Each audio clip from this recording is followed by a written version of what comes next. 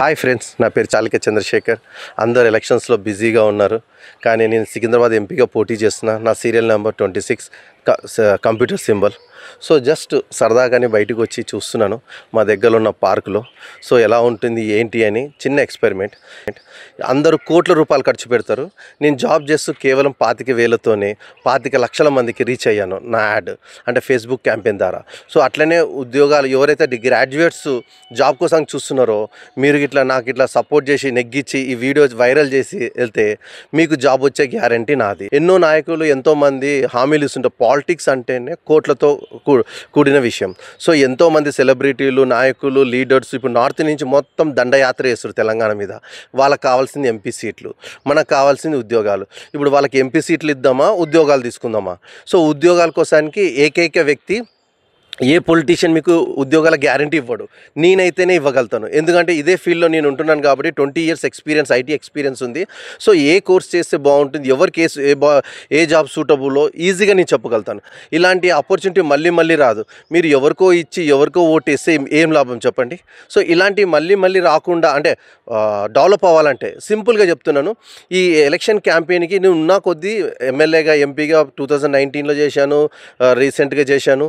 ఇవన్నీ చూసుకుంటూ వస్తే రోజుకు నేను ఏమంటారు, నా పాపులారిటీ పెరుగుతుంది, నా బడ్జెట్ తగ్గుతుంది.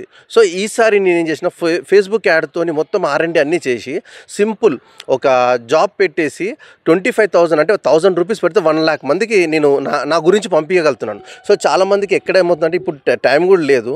సో ఒక 2-3 days నుంచి నేను ఇట్లనే చేసుకుంటూ వస్తున్నాను. ఇప్పుడు నా ముఖ్య ఉద్దేశం ఏంటంటే, ఎవరైతే ఈ వీడియో చూసి షేర్ చేసి ఓటేసేటట్టు చూస్తున్నారో, 13th ఉన్నది మనకి సికింద్రాబాద్ పార్లమెంట్ నుంచి సీరియల్ నెంబర్ 26 కంప్యూటర్ గుర్తు, డెఫినెట్గా ఏదైనా సాధించవచ్చు. సో ఇవి ఇలా చూసినట్టయితే ఎంతోమంది ఎన్నో విధాలుగా ఉంటుంది. ఒకటి, నేను యువతకి జాబ్ అంటున్నాను. రెండోది, ఇంట్లో ఉన్న లేడీస్ అయినా, కొంతమంది బిజినెస్ అన్నా, వాళ్ళ బిజినెస్కి కావాల్సినది డిజిటల్ మార్కెట్ బయట ఎన్నో ఉన్నాయి, బోల్డ్ డబ్బులు ఖర్చు చేస్తారు. అలాంటిది ఏమి మీకు అన్ని ఫ్రీగా చేసి పెడతాను.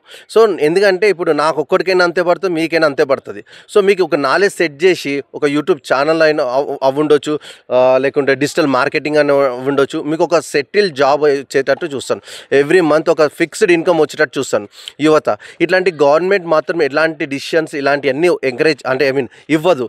ఏదనంటే కూలిపోయిన రేషన్ బియ్యము, ఈ పథకాలు ఆ పథకాలు అంటారు. నేను మీ లైఫ్ సెటిల్ అయ్యే మార్గాలు చూపిస్తాను అంటున్నా. ఇలాంటి ఎన్నో విషయాలు మీ ముందుకు తీసుకొస్తాను. మీరు చాలిక చంద్రశేఖర్తోనే అవుతుంది. ఎందుకంటే ఉన్న డిజిటల్ ఇప్పుడు చాలామంది, నాకు తెలియదు, 21 లక్ష మందికి రీచ్ అవ్వాలంటే ఎంతోమంది ఇండిపెండెంట్లు ప్యాంప్లెట్లు కొట్టి వీధిలో తిరిగి ఇస్తున్నారు. ఆ పని చేయకండి. ఎవరికైనా ఒకటే చెప్తున్నా, నన్ను అప్రోచ్ అయితే ఎట్లా చేయాలో చెప్తాను. సో నల్గొండ, వరంగల్, ఖమ్మం నుంచి కూడా ఇండిపెండెంట్గా పోటీ చేసిన ఎంత కాన్ఫిడెంట్గా ఉన్నానంటే, నాకు వేస్తే నేను ఒక 100 మందికి 1000 మందికి కానీ ఎంతమందికైనా నేను ఉద్యోగాలు ఇప్పించడానికి రెడీగా ఉన్నా. సో ఇలాంటి ఆపర్చునిటీ మీరు ఎందుకు వదులుకుంటున్నారో నాకు అర్థం కాదు. ఎందుకంటే ఇన్ని రోజులు నేను 10 మందికే తెలుసు, ఇప్పుడు మొత్తం తెలంగాణ మొత్తం తెలుస్తుంది.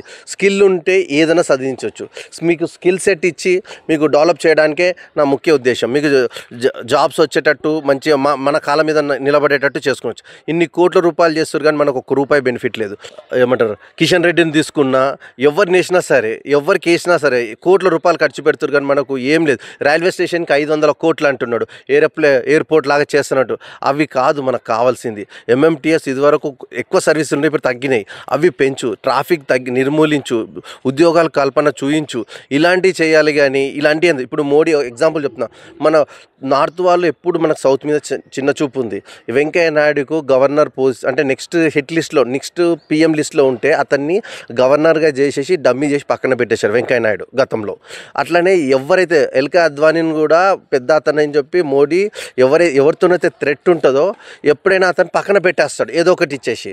సో ఇప్పుడు మన సైడ్ నుంచి ఎవరు మాట్లాడేవాళ్ళు. ఒకప్పుడైతే వెంకయ్య నాయుడు పవర్ఫుల్ అంటే క్యాండిడేట్ అని చెప్పాడు, మన సౌత్ నుంచి, మన తెలంగాణ నుంచి కానీ ఆంధ్రప్రదేశ్ కానీ. ఇప్పుడు అలాంటి ఆ ఛాన్స్ లేదు. మనమే డెవలప్ చేసుకోవాలి. ఎవరి కాల్ డెవలప్ చేసుకుంటేనే మీకు కుదురుతుంది. జస్ట్ సింపుల్గా ఏదో ఇచ్చారు, ఏదో చేశారంటే Chalika Chandrasekhar, vote for Chalika Chandrasekhar, serial number 26 computer. మీరు రెండో ఈవీఎంకి ఓటేస్తారని అనుకుంటున్నా. ఇట్లాంటి ఆపర్చునిటీ మళ్ళీ మళ్ళీ రాదు. నేను ఇప్పుడు జస్ట్ 25,000తో 25 lakhs పీపుల్కి రీచ్ అయ్యానంటే అతి త్వరలో నా ఫామ్ అనేది వస్తుంది. మీ ప్రాబ్లం ఉద్యోగం ప్రాబ్లమా, ఇంకా వేరే ప్రాబ్లమా, ఇంకా బిజినెసా, ఏదున్నా సరే మీకు ఫ్రీగా నేను చేసి పెట్టడానికి రెడీగా ఉన్నా. ఇలాంటి ఆపర్చునిటీ మళ్ళీ మళ్ళీ రాదు, చూసుకోండి. Thank you. జై హింద్.